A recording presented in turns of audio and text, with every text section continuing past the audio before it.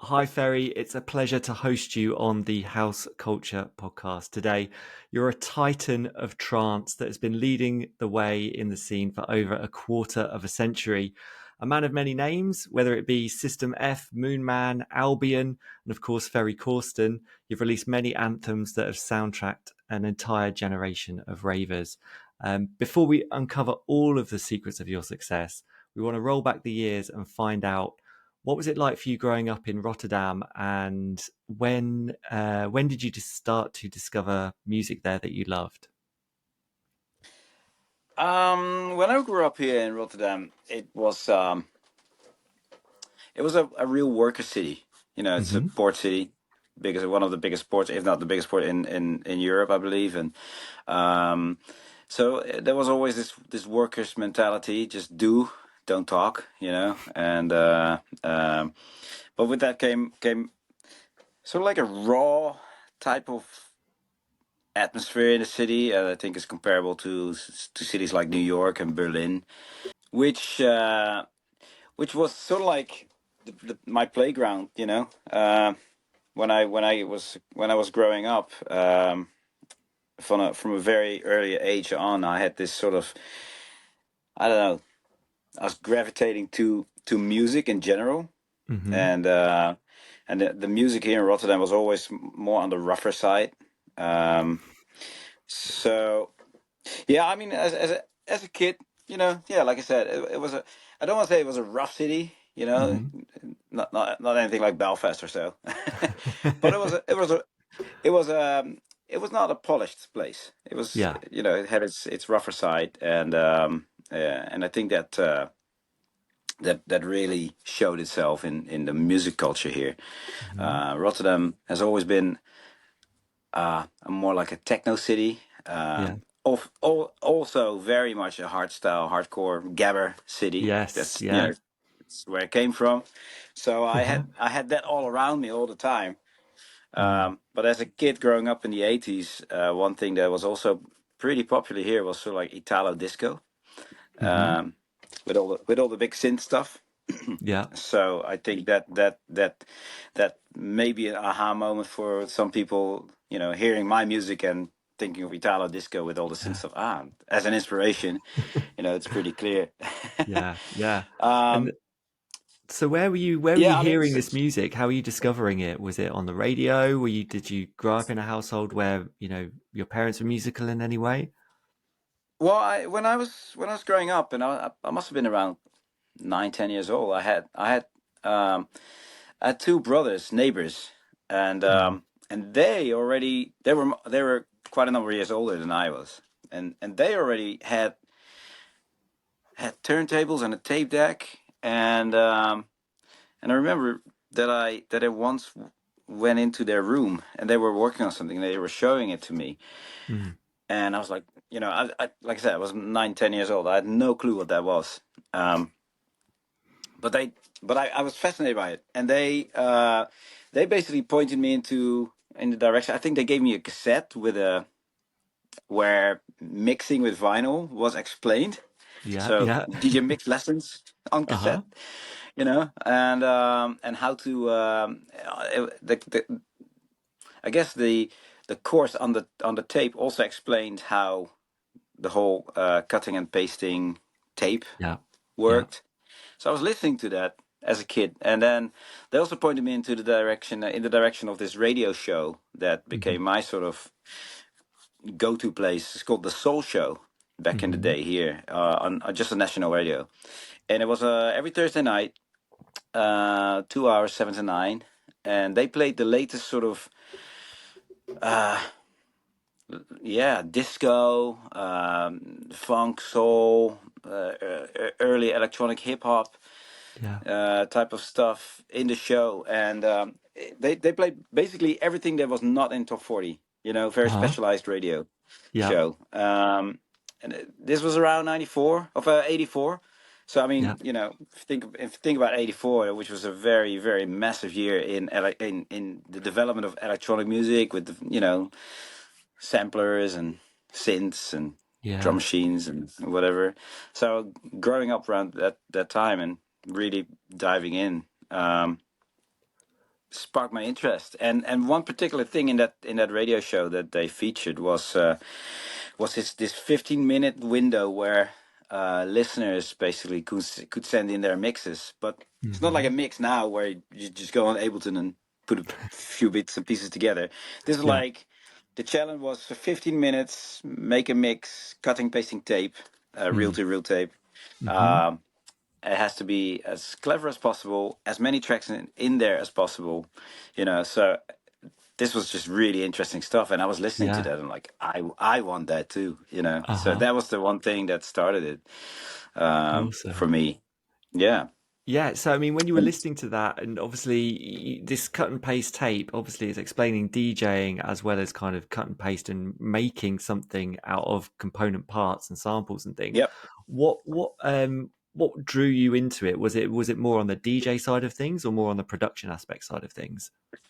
At the time, I think it was definitely more the DJing Mm-hmm. side, but as well as the how did they put this whole thing together so Yeah. cleverly? That Mm-hmm. I think that I was really fascinating by the whole process, and Mm-hmm. of course mixing one track into the next. Yeah, that was a that now it's so easy with all the the Pioneer decks and stuff. But back in the day, Yeah. my first turntables were not even they didn't even have pitch control. So I was just like when I started buying my first vinyl and trying to mix it, it was actually by pushing the track forward or slowing the Uh-huh. other one down with my finger. Yeah. I didn't even have pitch control yet, so Well, that's the way you because got to Technic, learn, right? It's yeah, because Technics, for like a 11, 12-year-old boy by that time were just way too expensive. So yeah, yeah, yeah. so that's So how I had to train the ears. Yeah, yeah, so from a very young age, then you were kind of into that, and I'm assuming before you've ever even entered a club environment, you're kind of getting involved in this scene, in this musical scene, kind of through your own imagination in a way, like hearing this stuff and trying to understand like how it works in where it should be working. yeah. How did your clubbing life grow from there? Were you someone that wanted to get into the club to see how this stuff happens, or were you someone that wanted to be like, actually, I want to learn how to DJ, I want to learn how to produce material, and I want to go out and do it myself? Well, funny thing was, I mean, when I started going out with some of my friends, you know, as much as I wanted to do this whole music thing Hmm. and the DJing thing, seeing the DJ and looking at myself, like, okay, this is my Saturday night. I'm enjoying myself here on the dance floor, and there's a DJ up there. He's working. I don't think I like that, you know. so, so to me, that was like, okay, I don't think I want to become a DJ. I never really wanted to Mm, become a DJ. That was not in my sort of like on my wish list. So yeah, yet I was fascinated by it, and I think that was also the time where I started sort of like getting more interested in how the music that I was playing around with, how the music was made itself. I yeah, mean, if we go back a little bit, when I started going out, I met this guy who I later on produced quite a number of tracks with, Robert Smith. mm, hmm, He was a good friend of mine through clubbing, and he already had Technic stacks, um, and so basically we had the same interests, and we said like, okay, let's start making some mixtapes, hmm, and see if we can sell them around in the area. Which we did, and then one of the tapes ended up with these two other guys who had a little studio, hmm. just a little sampler and Cubase on Atari and Korg M1 and just bunch of synths, and that's basically my first introduction through selling them the mixtapes Yeah, to like the actual studio environment, as small as it was, yeah. and by trial and error, we put a few tracks together and were able to release it through Hit House Records at the time. So in terms of you trying to get your own studio together or your own synthesizers or samplers or whatever, what drove you to do that? How were you earning money at that stage to buy this stuff? As a young kid, it's obviously very expensive. Yeah, I mean, obviously, when we were able to sign the first few tracks to to Hit House, Mm, uh, the money I earned with that, the advance and some of the royalties later, I just invested it back into the studio. Yeah. Been building my own studio. So, but I was very lucky because I was always going to this local store uh, where they sold like drum kits and guitars and synths and whatever. So I was always going there just to basically drool over everything, you know. So, oh, Yeah. if only I could have that. Yeah. And then and then obviously since I was going there all the time, I got to know the guys who worked there. Hmm. And at one point, one of the guys said, like, "Hey, listen, we literally just got this in," and there was someone who sold his 909 R8 drum machine, 606, 303, some I can't remember the name, a Yamaha synth, and an S950 Akai sampler Wow. for like not even the world, like a very decent amount. I just didn't have Mm. the amount, so I was able to make a deal with my parents Hmm. to fund me the money for upfront, and Yeah. so I could buy that, and then I would pay them back later. By at the time, I had like a newspaper boy job, you know, and I worked worked at the mail, and so I had Yeah. a bunch of things going on Uh-huh. um, aside from you know the music that I did with the other guys. Yeah. So I was able to pay them back, but at least I had my studio going. Yeah. At least I was well on the way. Yeah. Um, So I was able to get a computer, Atari on Hmm. it, or Hmm. Atari and Cubase on it, and yeah, I was able to get my first solo sort of bits and pieces out, and earn money with that, and put that back into this building the studio further out and stuff. So yeah, Yeah. Yeah. So it's always growing and you're always adding to it. And you know, do you still have any of that equipment? Are you still beholden to some of these sounds and techniques and things that were used during that period? I still have my 909. It's actually it's sadly parked over there, but it's like a It's all right. nostalgia area that I have over there. I have my 303. I sold my 606, sold my R8, sold the Hmm. Akai. A bunch of stuff I sold, but you know, if you look in the rack here, Mm. um, hang on, don't know if that's there. You go. Got some Oh, stuff there still in the incredible. rack. Hmm. That's actually the JP 8000 on top there that I use Yeah. for pretty much all the big ones that people know from me. Yeah. So yeah. So yeah, I still have some of the big guys from back in the day. I Hmm. still have those. Um, Well, it's good to keep hold of them, I'd imagine. So you've got your own studio together. You're producing your own material. Now, I'd imagine you're learning all the time just through doing. yeah. In '96, you did have a track under Moonman that went in with "Don't Be Afraid" that did chart in the UK. I mean, uh, was that a point where you thought this is kind of a big break for me now? Things are really moving. Like, how did that sit with you at that time? So I mean, yeah, there was definitely a moment where I felt like, hey, I'm onto something with this. Because I also Hmm. got asked because of that. I got asked for quite a number of remixes, and so I was like, okay, let's with the next track I'm producing, let's make something more. I don't know, let's try to keep radio happy. And I think that was the mistake, in a way I felt, because the harder I tried to reach radio, the worse it went, and at some point I got really fed up with it, and so like said, like, screw this, and I'm gonna do what I like again. And the next thing was like 2 3 years later was out of the blue. Yeah. Yeah, And just before we get to Out of the Blue, I want to talk about Air under Albion as well. And obviously, that was you. And my exposure to that track was obviously it was featured on the Global Underground albums with yeah. John Digweed and Paul Oakenfold. And I think in my geekery, I think that's one of the only tunes to feature on more than one Global Underground album. Where did that come in the timeline? Did you produce that before Out of the Blue? And Yeah. how did you feel when you were asked to put those on those albums? You know what? The funny thing is that Albion Air, when that came out, it was just it's funny how things go sometimes, right? Let's say with the Moon Man, Don't Be Afraid. It was an EP. It was a 4-track EP. It Mm-hmm. got Don't Be Afraid on it. It got 2 other tracks on it, and so like the B2, the least important track on your release was actually Galaxia, you know, and Yeah. that track has been, you know, re-released and re-released and re-released throughout the years so many times as well. So sometimes it's just like you make something, Mm-hmm.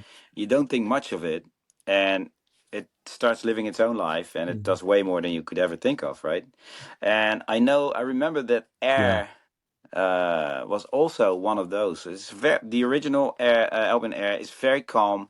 It's very it's Mm-hmm. soothing, but it's not like a club banger or anything. You know, it's just more like I probably made that sometime sometime at night. You know, lights dim and just goofing around in the studio and Yeah. come up with something that just feels nice and sounds nice. And um, so yeah, when that came out and Mm-hmm. all of a sudden I heard like, oh, you're it's featured on Global Underground. I was like, wow, you know, because I was already definitely following some of the guys. Yeah, Yeah. that was a big wow moment, you know, because those were some Yeah. amazing albums. And well, I mean, you've already mentioned it, and I've got my copy here as well. Nice.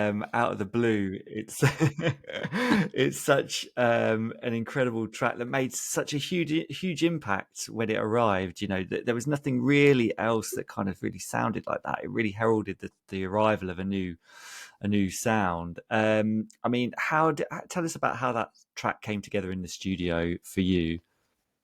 Yeah, I mean, I was already sort of like keeping track of what was going on in the UK, and I think right there and then the UK was big into the whole piano house thing. You know, that was the big sound.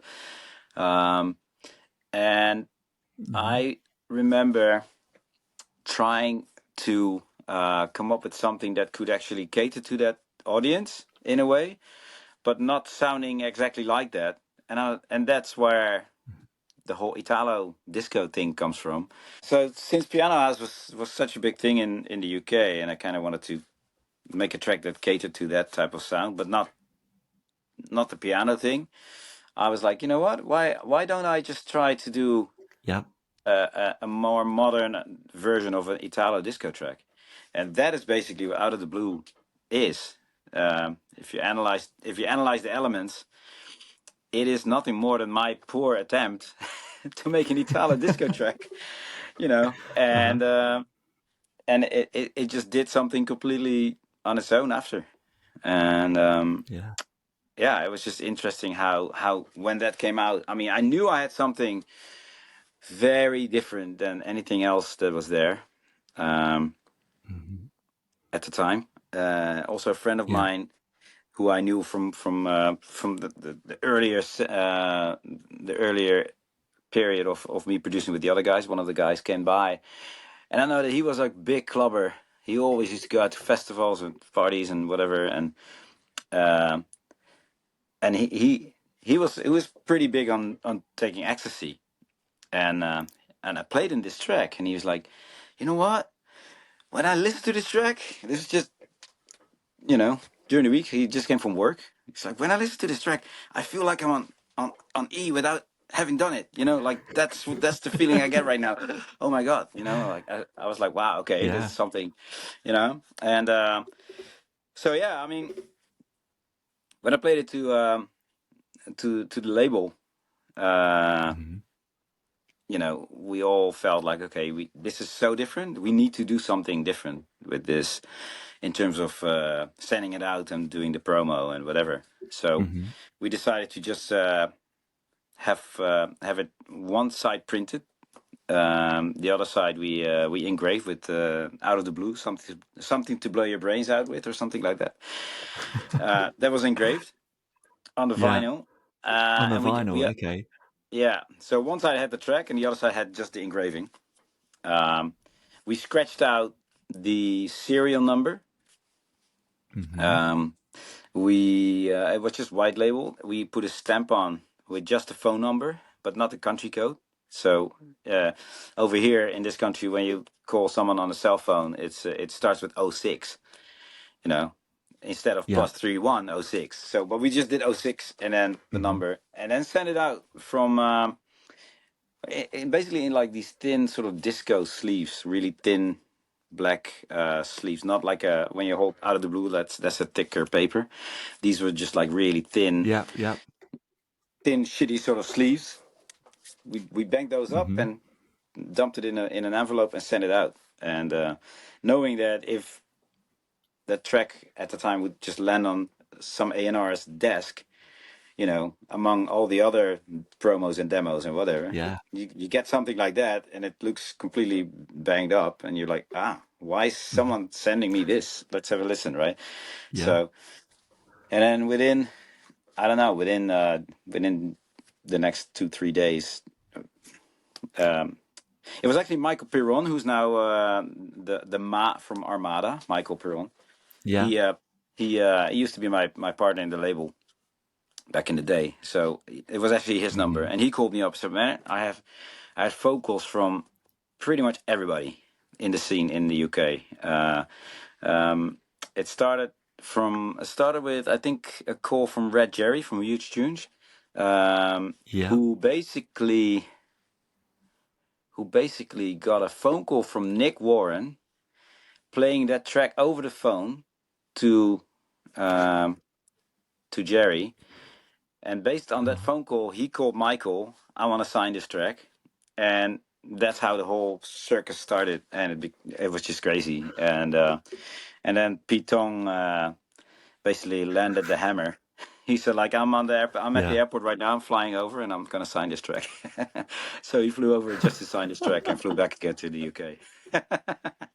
Yeah.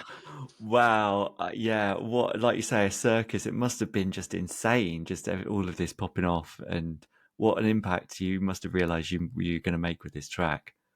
Yeah, I mean, this was like it was very, the thing you've been dreaming of, and all of a sudden that's happening, and Hmm. it all goes too fast to almost realize what's going on, right? So now in hindsight, Yeah. you just like processed it so many, like a long time later. But yeah, it's when that all happened, it was just crazy. Yeah. Yeah, insane. I mean, I remember the first time hearing it out in a club and was like, what the hell is this? I need to know what this is. I need to get hold of it somehow. And that was really the start of the whole kind of trance explosion as a sound, really, and you like played a huge part in that, like almost one after another. There was, obviously, we've talked about Out of the Blue, but you work with Tiesto, with Guriella, and then Vincent D'Amour for Veracocha and Carte Blanche. And this was really embraced by the UK. Clubs like Gatecrasher and Mm. Cream really pushing this sound.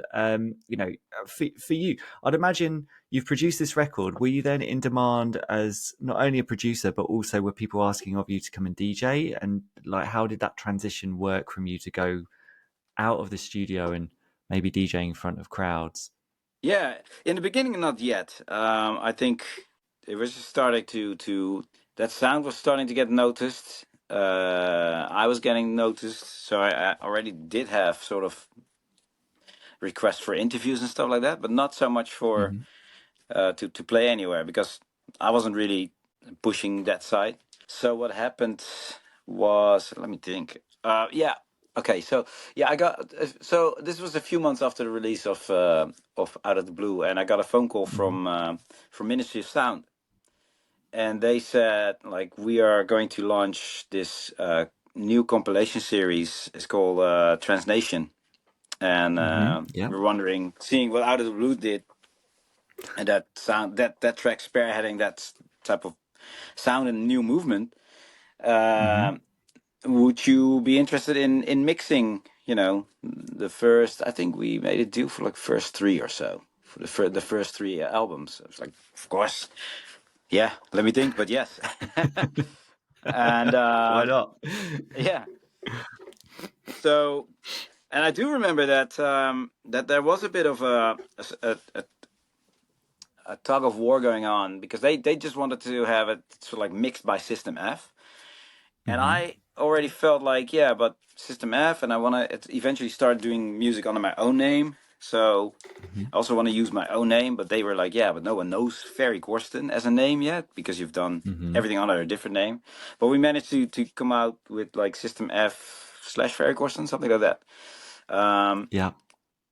so when that first album came out, instantly I had, everyone, all the clubs in the UK and some of the festivals, yeah, asking me if I wanted to come and play. So, and I Yeah. remember, I think my first UK gig was in Glasgow, and then not long after that was in London and place like Peach and and then Hmm. Passion and Cream and Yeah. yeah, name them all from those days, and yeah, that went really quick. And all of a sudden, I was just playing. And honestly, I was really nothing more than a bedroom DJ. I knew how to mix Hmm. two tracks together, but not in a club with 1,500 people in front of me with with like mixing of the monitors and you know, I had my bedroom speakers, but I didn't have a Yeah. sound system and then monitors closed because the sound was ricocheting. Right,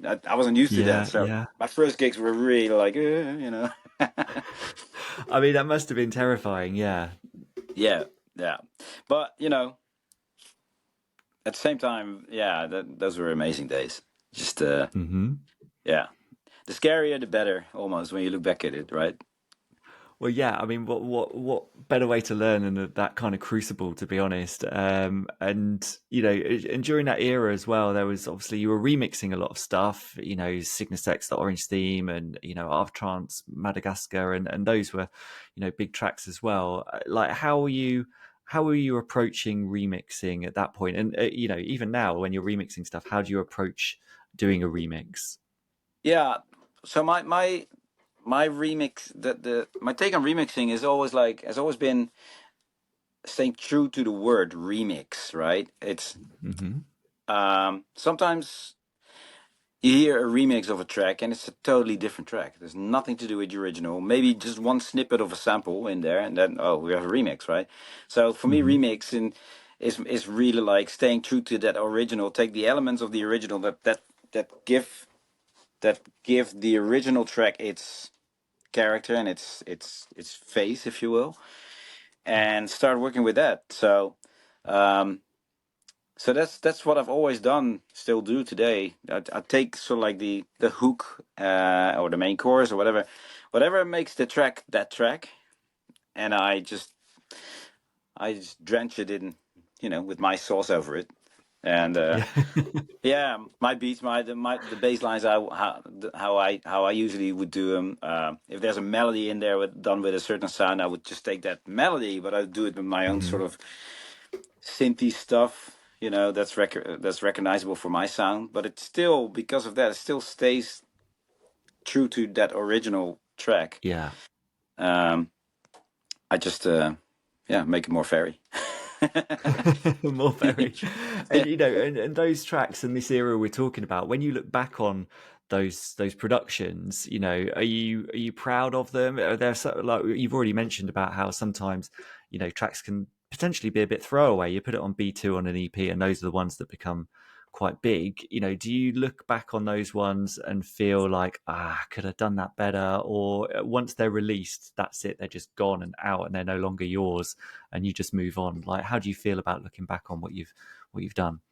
Of course, there's always this sort of like percentage in you that feels like, I could have done that better. Listen to the mix down. Oh my god, it's terrible. But hey, look, those are all it's all moments, right? Back then Yeah. it was to my best skills and knowledge and how I did that. And Hmm. um and sometimes I guess, and you really see that in today's music again. Simplicity is key again, and Yeah. if you listen Yeah. if you listen to some of the trancy stuff that is coming out now, um Hmm. with this whole new generation is doing, that is referring to the tracks that came out 20 years ago. Some of these tracks, they're Hmm. brand new, but they sound exactly like they were made back 20 years ago. And they Yeah. sound rough and they're not super polished and overproduced. They're just it is just is what it is, and I kind of like that, and Yeah, it's really hard to get it to step away from that again, because for 20 years you've been trying to improve your skills and make it better and whatever, and now all of a sudden it's like, go back to the basics, and that's kind of yeah, getting used to again. Um, yeah. but yeah, when I listen to some of those tracks, I'll tell you another story. So in 2015, 16, when I made after like a 13-year pause, I made a new gorilla, Anahera, and Mm-hmm. and when that track came out, I got like quite a lot of requests for gorilla to do shows, and but Mm-hmm. I'd never done a gorilla show, so I put like a show together for an hour that I could do at festivals. And in order to do that, I felt like I really had to retouch all the old gorillas again, Yeah. because sonically they wouldn't connect with where Anahera was. So I Yeah. felt like, okay, what if I reproduce all the old gorillas exactly the way they sounded, but just now, so they at Mm-hmm. least they sound tighter, and they work together with Anahera. So I did that, and because of that, I had to sort of like analyze all the old tracks and find all the old samples. And if I didn't find the samples, had to recreate samples that sounded Oh exactly man. like it, and all Yeah. of that painstaking stuff. But Mm. also gave me good insight of like Ferry 20 years ago, and Mm-hmm. it made me realize how simple those tracks were. Um, there was not much in it. It was just Yeah. a very strong bass line, and I used a lot of delay effects to make things rolling, and Mm-hmm. and I think that delay effect on all those elements did the heavy lifting. That made it sound very complicated. Well, it wasn't really. So, Yeah. and I realized that when I was listening to when I was sort of like analyzing the old Gorilla tracks for the show. Mm-hmm. Um, so yeah, when I listen back to some of those older tracks, I'm like, wow, it's now with that mindset, it's wow, it's so simple, but Yeah. it works. It does the job, and it doesn't do more than it needs to do. It's great. Yeah. Absolutely. I mean, we've spoken to so many DJs, producers on this podcast, and an overriding theme it seems to be like with the digital aspect and unlimited amount of tracks you can have in a track. It's almost too much. And to Yep. really strip it back. We did an interview with Shadow Child, and he said that when he's remixing or gets is asked to produce something, he'll immediately just take it down to like 4 or 5 tracks rather than Right. you don't need all of these elements. Keep it super simple, and Yeah. it'll you get it right, it will absolutely slap in a club environment. Yeah. It's really interesting that you've almost learned from your past self there in terms of informing what you're doing in the future. That's wonderful to hear. Yeah. And it also made me realize, like, with some of the tracks I'm working on right now. I also think it depends really on which genre you're working in, right? But Hmm. I feel like I've been sort of like experimenting again with rebuilding my 20-year Ferry Corsten 20 years ago type of studio environment. I had a Yeah. 24 channel mixer. I had two effect units, one for reverb, one for delay, and maybe a third one for some of the flanger, phaser effects and choruses and stuff like that. Hmm. And that's it. And I had a bunch of synths, and I had a sampler with limited sample time, and that's it. That's how I made my tracks. And it's just that limitation, I guess, is what puts you into very creative sort of Yeah. mindset, and you start working with what you have. Yeah. And instead of having 5 million tracks and 10,000 compressors and a different Yeah. reverb on every channel, it's like, oh well, just go back to basics. Yeah, it just becomes overwhelming, and then you get to a point where you don't feel like you can ever finish anything. I'd imagine if it's Yeah, just all that choice. because it can We've always be better. That's it. That's the problem. yeah. Yeah. And when you're creating new tracks, like how do you know when they're finished? Do you road test a lot of material and then sonically understand like how that sounds, and then go back and tweak, or are you getting it right in the studio before it goes out? Very often is I'm trying to get it as right as possible, and Yeah. every once in a while I play it out for the first time and I hear that this or that needs to be changed. And very often it's just it's just structural stuff, you know, like, okay, this section is lasting too long, or it's too Yeah. short, you know, I need another round, or I have to cut something out. But in terms of the content in the track, that's usually like the melodies, and you know, and the way it's mixed and stuff. That's very often already there, and I don't really touch that anymore so much. Yeah, I try not to. Well, it's good to be that way, thinking about having the trust in yourself to understand what you're doing is going to sound good in a club. How you've collaborated with loads of people over the years. I'm thinking, Tiesto, etc. How do you work as a collaborator? Do you feel, what do you bring to the party when you're collaborating with someone in the studio? What's your specialism? I don't know, it really depends on who you're with, right? I mean, and what you're going for. I mean, over time, I've noticed that lots of people always gravitate to how I do melodies, and Hmm. and bass lines.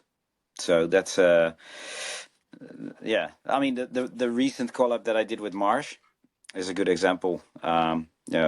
He sent me the track, his demo, and it was already amazing the way it sounded. But his specific question was, Ferry, can you just use your? I would love to do a collab where it's that old Ferry sound, you know, um, elements from that sound. So swap out the kick, do your 9/9 hi hats the way you did it. Just I would love to hear you doing the bass line, and yeah, and the melody that I have in there is already inspired by your old stuff, also. So can we can we get on Yeah. onto fine tuning that? But so yeah, I guess it's really very often it's the bass line, the way I seem to do that, and the melodies. Um, but in Hmm. general, I feel like a collab is you know it's like one and one should be three, instead of you know you doing both the same thing. Really, you Yeah. should amplify each other, and come up with something that is that people expect, and that but actually like a little bit more than that. Yeah. So I'm very open minded Yeah. when I go into the studio with other people. I just like to fire away with ideas. But if people say like, I'm not really feeling that, or yes, but change it so and so, let's go. I mean, it should be the ultimate creative process. So, we've been talking about that peak power trance era. You already mentioned about trying to make something that sounded good for like the radio, and that didn't sit well with you. What drove that change that you've done throughout your career? Yeah, I think it's just doing something for too long. At some point, I'm like, okay, Hmm. I kind of want to just experiment with other stuff, and I think punk was a really good example. Um, After doing quite a number of years of doing that big trancey stuff, um, I was also very much inspired by what was going on in Germany, and this was Hmm. the period, the era when um, what's it again, Zombie Nation and It's Time to Yeah. Burn and all those tracks, right? Yeah. Yeah. Those very very like one finger melodies, or like raw. Uh, Sound was really happening, and I was like, oh man, this is really cool. Actually, the Hmm. punk was funny how that came about. It was almost like a challenge, because I was already inspired Hmm. by that German stuff, right? But um, at some point, I was sitting with my label A&R, and we're listening to some of those tracks, and I was actually saying like, listen, it's just so simple, man. I can just do that, like, you know, almost like dismissive in a way. And he's like, well, deliver it to me, man. So I did. Uh-huh. It was just um, it was just an afternoon in the studio, playing around with this. I had like the start of a little melody, and I was just playing it. And while I was doing that, I was sort of like going through my Hmm. presets in the JP right there, and all of a sudden it hit like a Yeah. monophonic sound, meaning that you can't play two notes at the same time. It will jump to from one to the other. It cannot never do two. So when I did that, that was Hmm. the sound that that inspired me more to finish the melody for punk, because punk is just the melody and the bass line are one melody. So it's just jumping. The sound is just Yeah. jumping between the low notes and the high notes, and that's it. And I had that melody, and it's Hmm. like, wow, okay, beats. Okay, what are we gonna do? I've always been a big fan of that sort of breakbeaty electro breakbeat type of stuff. I've always loved that. So that's why I kind of wanted to do Yeah. one of those so like more electro inspired uh, tracks, and yeah, and that's punk. If you Yeah. just to what you were asking earlier, like, oh yeah, do you go in and fine tune and stuff? And I think punk is the perfect example of how something can be. You can bring something to how can I say, a state of how do I say, a finished state within a couple of hours. I think the majority of the work I did for punk was done in 4 hours. That was a whole track, and then maybe Completed. Yeah. Yeah. Yeah. complete track, everything, 4 hours. I just threw in a bunch of beats and Wow. and the melody, because the melody was the bass Amazing. line, and That's incredible. yeah, and I think it's just like the next day when I played it to the guys in the office, they were like, "Oh my god, this is crazy!" And the next day, I just Mhm. spent a bit more time on the mix down, and that was it really. But yeah, sometimes you have those sort of like lucky ones, right? I mean, punk is such a massive, massive tune. I want to talk about What the F as well. Your What the F tour. You've recently started touring this. It takes people on that musical journey throughout your entire career. You've already talked a little bit about what you did with the Guriella stuff. Going back into your back catalogue and bringing together a show that was just purely about you. Tell us about this show, how you pulled it together, and what music of yours it features, and like how you brought it all together. Yeah, this what the F concept, how it came about, was pretty funny. Because I this the idea started in, I think, 2018 or 19, and it was basically fans asking like, "Hey, seeing you play a lot with Marcus Schultz, and he's doing his open to close Hmm. set. Have you ever thought of doing an open to close set?" And I was like, "Yeah, kind of want to do that, but I don't want to do the same thing. Marcus is already doing that. That's his thing. I don't want to be like, oh, Ferry is also doing that now, you know." Um, and then at the same time, I also realized that I've done quite a number of producer sets over the years, and those always did Hmm. really well, you know. And I was like, oh, you know what? That might be the angle, because I have so much music throughout the years. I can easily do my own warm up. I can do, peak time set, just slow down in the middle, do another peak at the end, whatever. And I can and Hmm. uh, having done so many tracks under different names, many people on the floor may not even realize that that track is me as well. So, and Hmm. they'll be there. On the floor, like, what the like, that's where the name came from, when people are like, oh wow, didn't realize what the ferry. Yeah. uh, um, so yeah, that's how that came about. But yeah, how are you gonna start open to close, right? Mm. So then uh, then it became a real puzzle. How are you going to build a show that Mm. works as a journey, and not per se chronological, right? I mean, some of the tracks that I make now are much slower than stuff from back in the day.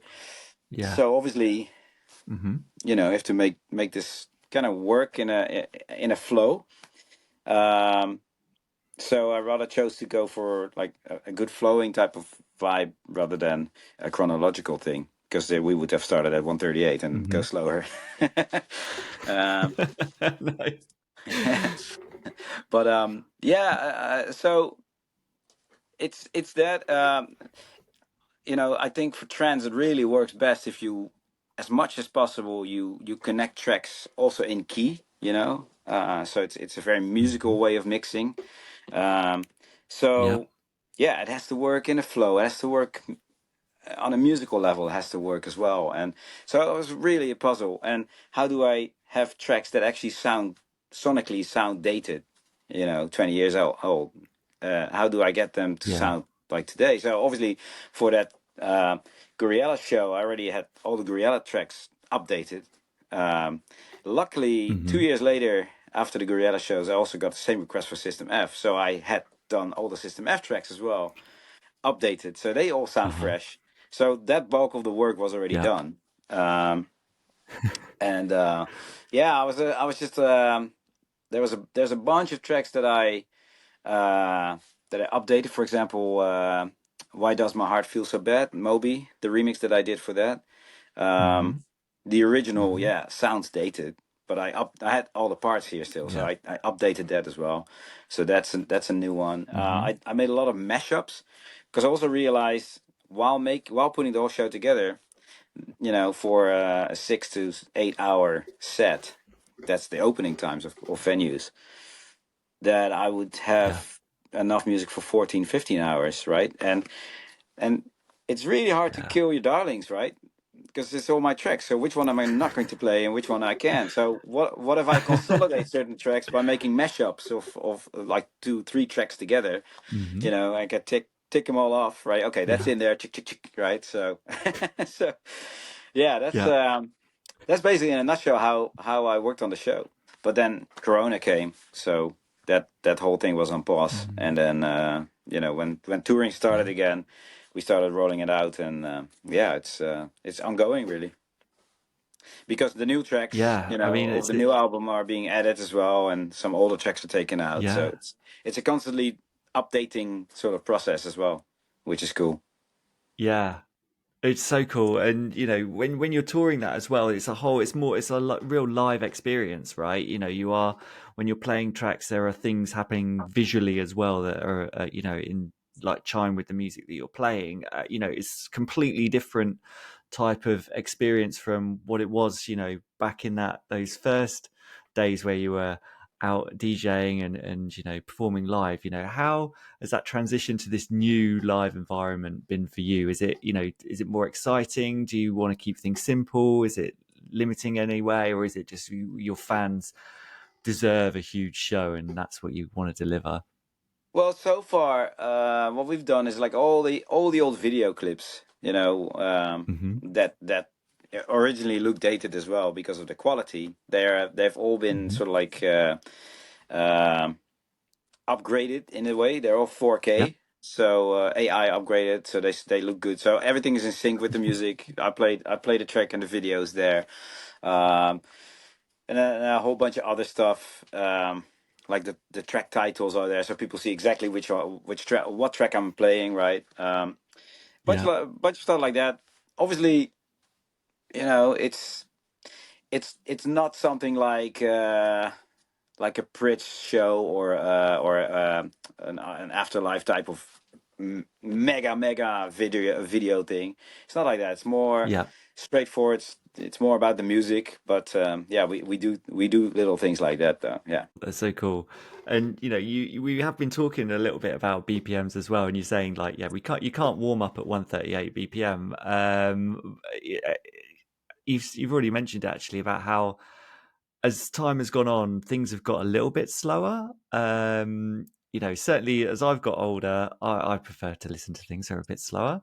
Right. But a lot of the updated tracks that you've done kind of fit into a slower speed as well. How has that been working? Bringing them down in terms of tempo. Have you had to change any of the soul of any of them because of their different speeds, or is it just a case of Um. just Well, pitch with it the down? reworks, yeah, with the reworks, all the System F tracks are exactly the same tempo as back in the day. So Yeah. pretty much most of them are 138. The Guriella Hmm. stuff, because Anahera was 132 BPM and all the old stuff was 138. So in order to make that work in a way for the live show, I reproduced all the old tracks at 135 BPM, Yeah. and it's still close enough to 138 to just pitch them up if I want to, without them sounding a little you know. Um, Yeah. but yeah, other than that, it's all the original original tempo really, and just the same simplicity and the same. I didn't add any elements. I didn't change anything. It's just the original track reproduced with the same elements just with today's technology, and therefore it just sounds tighter. Yeah. Yeah. So I didn't want to Awesome. And take away the soul, like we said. I didn't want to take the soul from from classics like that. It is what it is, and it should mm, be exactly the same, just more punchy. you mentioned touring, the what the F, and obviously touring for the new album and things like that. Obviously, this sound. You mentioned South America, Europe, the Far East, US, whatever. Are you surprised that this sound is still reverberating around the world? And how do you find different crowds in different places about how they respond to what you're playing? Well, yeah, I am surprised that it's still going and fun. And what I'm more surprised about is that it's actually coming back. So Yeah. it really is like what I said earlier, that the older sound, the dated sounding sound is coming back now. And you know, Hmm. uh, here in Holland, there's this whole thing going on where like early 20-year olds, right? They're going off on this stuff. It's really the new sort of hipster sound. Funny enough, Yeah. and Yeah. although it's slightly different, but it really is like a super close resemblance to that old sound. Hmm. So I mean, the elements are all the same. The big synthy stuff, the fast paced sort of high energy drive is there.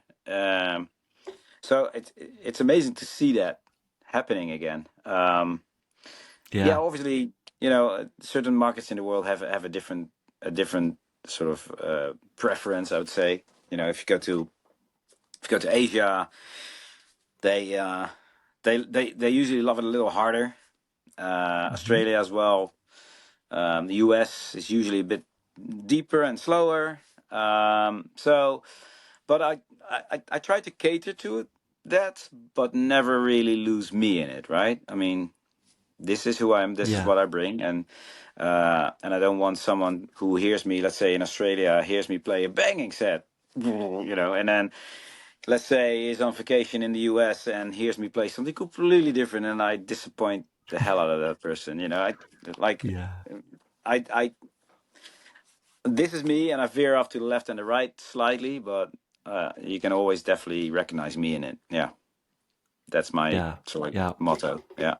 Absolutely, true to yourself. Well, I mean, we've come to the point in the interview actually where we're going to talk about the tracks for the perfect playlist that you've shared with us. So this is something that lives on Spotify. It's called the House Culture Perfect Playlist. It's every single one of our podcast guests has submitted 5 tracks based on our themes to this. As we spoke before the mics came on, I'll remind you of what you've chosen, so you don't need to worry about Right. Okay. worrying Good. about any of that. So, if you just tell us about why this tune popped into your head when you saw the theme that we're talking about. So, the first theme is a Catalyst tune, something that opened your ears to electronic music or got you into dance music specifically. I've loved that you've submitted this because I love this tune. It had a similar effect on me when I heard it as well for the first time. It's a Cubic by 808 State. Right. Yeah. Um, just tell us why you chose that one. I this was like during my first days of clubbing, and I started going out clubbing when I guess it's like hip house. Was Fast Hmm. Eddie and and music like Yeah. that was big, and all the like capella and things like that. That was all the stuff that was Hmm. happening. And all of a sudden, this club I used to go to here in Rotterdam, all of a sudden this DJ just like stops the music and starts da da da da da. I'm like, whoa, what is this? Like the sound alone Uh-huh. felt like a short circuiting of like a speaker cable, like that, and I was blown away by that. And I think it was the same time as Homeboy Hippie, Yeah. Funky Dread, like Total Confusion, and those were tracks you Hmm. were on the floor like, Yep. wow. So yeah, Yeah. that definitely sparked that sort of wow in me, and I want to know everything about this stuff. And yeah, amazing. Yeah, just absolute a pivotal point, Love I would it. say. Love it. Yeah. Absolutely love it. Perfect. Okay, the next theme is a floor filler. You've talked about producing special things for your shows and mashing things up and whatever. The floor filler you've chosen is your own mashup of Fred Again and Swedish House Mafia, Turn on the Lights with Children, Robert Miles. Obviously, both classics in their own right in their own eras. Tell us about why you've chosen that and what was the reaction when you've played that to a crowd for the first time? Yeah, so when I first heard, Turn on the Lights, I was like, wow, it was really cool. I love the trancey elements in there. Um, but it has this sort of like breakbeaty type of vibe in a way. I don't know, some dub elements in there too. But in the breakdown, the chords that I was listening to, I started singing, the children melody, and I was like, wow, you know Mm-hmm. what? Let me see if I can just mesh them together. And I couldn't because they're different keys. So Right. me with my head on of reproducing stuff, I was able to sort of like figure out where the little guitar parts in Robert Miles came from, and the piano, Mm-hmm. and the doom doom doom, the organ part. So I kind of Mm-hmm. recreated it. So took the original Robert Miles and just like meticulously went over it. Okay, how does it sound? The right delay and everything. So make the parts sound authentic. But then once I had those, I could shift the key to the right key that the Fred Again track was in, and Yeah. blended them together. And I added some like techno kick and whatever. So and when I played it out for the first time, this was when obviously Eternal Lights was huge. So I think the crowd was like, Mm-hmm. okay, here we go, another DJ playing that track, sure. But then the breakdown comes, and then when the first three notes, dun, dun, dun, dun, came, of that crowd just like Yeah. erupted. Yeah, so because it's not something you just expect. It's such a they're so different, Mm. right? The original tracks. Yeah. So Yeah. Yeah. yeah, response was amazing. Yeah, really good. And like you say, those things when they connect in your head, and then creativity goes and off you go. That's brilliant to hear. The next theme is a tearjerker. You've chosen. I'm probably gonna mangle this. Alafor Arnold's "Back to the Sky," Yeah, featuring JFDR. Yeah, tell us about that. yeah, it's just a beautiful song. I'm a big fan of that genre. Oliver Arnolds, Niels Frahm, John Hmm. Hopkins, and Max Richter, and like that. So like neoclassical ambient type of sound, and there's um, there's something very fragile about this track, and a couple of lines that she sings in there, that are just when you really listen to it, it's like wow, you feel Yeah. you really feel that heart wrenching thing going on. So yeah, it's one of those. I have this playlist that I do every once in a while on Spotify myself. It's called Still Point by Ferry Corsten. It's Hmm. all this ambient type stuff, and this track has been in there for a long time and went out and came back and went out and came back, and it's one of those that's just lingering on the side. Like I need to put it back in again. It's just a beautiful track. Yeah. Oh no, I'll check out that playlist as well. That's some of my kind of stuff. Okay, you've just mentioned his name actually. So for a sunsetter, you've chosen John Hopkins' Dawn Chorus. I love his stuff as well. Yeah. Tell us about your experience with that tune. It's just I feel like what's happening in that track, um, what it does to me is like I just want to sit down and almost like put my mind on numbing, like looking out in Yeah, the yeah. distance. And um, so funny thing, when I listened to that track, so last year I went with the family to Dubai, and we stayed on in one of the hotels in the on the Palm. Um, and the beach of our hotel was sort of like facing inwards inwards to the pond, so the water inside is super calm. And I noticed Yeah. that what I love about Dubai is in general, also in Ibiza, same thing. It's like it's that time of the day when sun starts setting, and everyone from the beach is going home to just get ready for for night and whatever. And there's this Hmm. certain calm that comes over the Yeah. beach, and this golden light of the sun, right, setting. For some reason, because I during that holiday, that's when I went to the beach and just hang out there for a bit. And every time I put that track on, I have that image. So for me, that's a very Hmm. sun setting sort of moment. But what I love about that track is how soothing the piano is, and he does something with these pad sounds that are almost foreshadowing of where the piano is going. And I guess you have to Hmm. listen to it to know what I mean.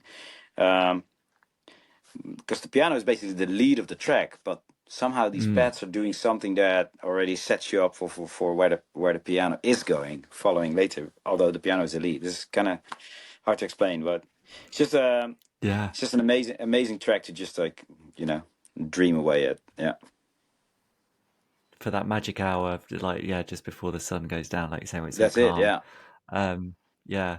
So the final tune, the last tune, it's the end of the night. The crowd are asking for one more.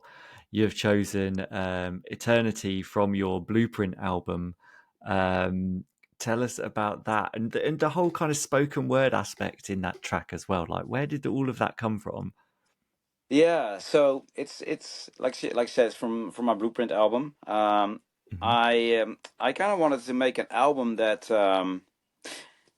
was more than just a bunch of tracks, and pretty much more like a story. And I don't know Yeah. if you remember the old album by the War of the World by Jeff Wayne. Yeah. So it's Yeah. Uh-huh. yeah, so it's basically a hear play, right?